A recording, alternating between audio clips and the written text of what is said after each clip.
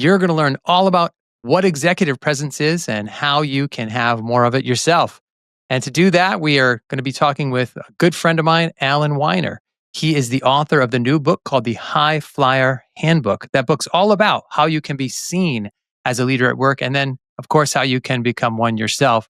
This is part one in a three-part series with Alan that we're doing, unpacking three pieces of his book. So welcome, Alan. My first question that I'm going to pitch right to you is, what's the most common question you get at your firm?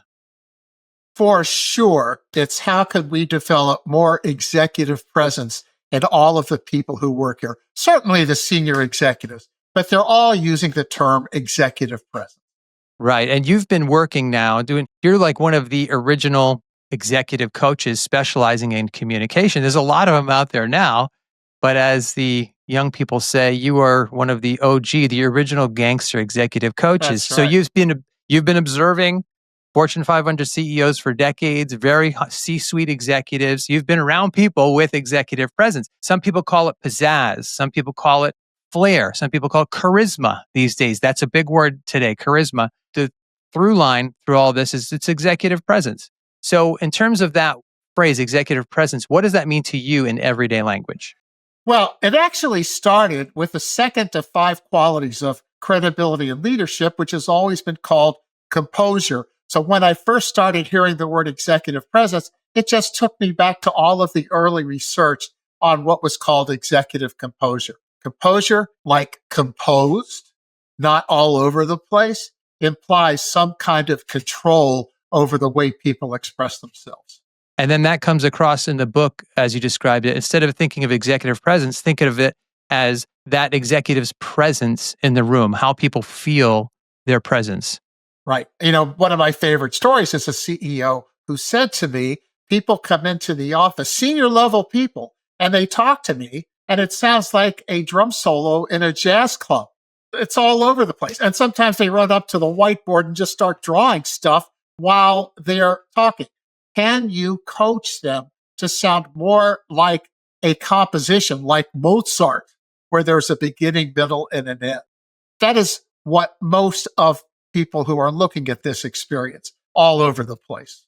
Right. So we see a person who's all over the place, they're lacking that composure, and we do not see that as executive presence. In contrast, you talk about control and composure in terms of how they present themselves. And you mentioned, for example, movies, The Godfather. Can you talk about more what that self-control? Because when we say control, a lot of people think, oh, you mean control other people.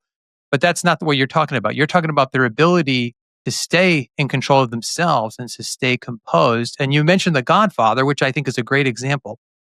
Well, what happens there is there's a scene, and Marlon Brando, who plays the Godfather, does not move a muscle while another person coming to him for a favor is asking for it. So he sits generally like this. Mm-hmm. Doesn't even nod his head.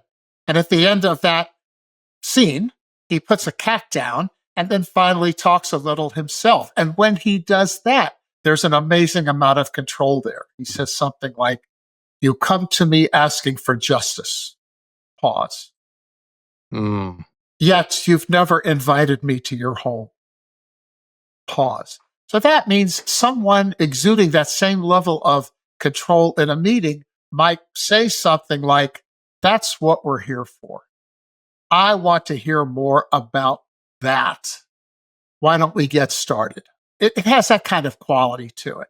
Very crisp communication, very composed presentation of themselves. They're not flailing around. They're not doing a drum solo. Interestingly, it's not a drum solo. It's composed, just like a musical composition. piece. Right.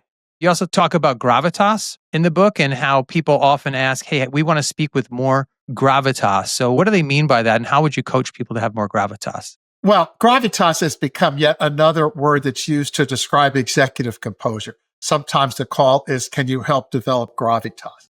Well, as the word implies, there's a certain gravity to the way people express themselves. The simplest example of that is in speed. There's an example in my first book where a president says, Americans have a right to safety in and around their homes. That gravity of bringing the tone of voice down a tone as he gets to the end.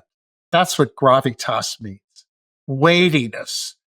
Now, hopefully, the content itself has weightiness. But as I always tell clients, we're a songwriting team. I don't write the lyrics to the songs. So I hope that your content has gravity to it.